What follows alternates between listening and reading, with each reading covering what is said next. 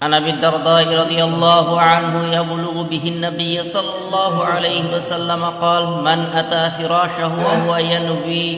أن يقوم يصلي من الليل فغلبته عيناه حتى أصبح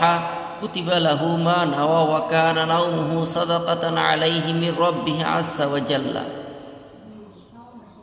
হযরত আবু দারদা রাদিয়াল্লাহু তাআলা আনহু হতে বর্ণিত আছে যে নবী করিম সাল্লাল্লাহু আলাইহি ওয়াসাল্লাম ইরশাদ করিয়াছেন, যে ব্যক্তি রাত্রে ঘুমাইবার জন্য বিছানায় আসিল আর তাহার তাহাজ্জুদ পড়িবার নিয়ত ছিল, কিন্তু এমন ওই ঘুমাইল যে সকালে জাগ্রত হইল, সে তাহার নিয়তের কারণে তাহাজ্জুদের সওয়াব লাভ করিবে, আর তাহার ঘুম আল্লাহ তাআলার পক্ষ হইতে একটি পুরস্কার স্বরূপ।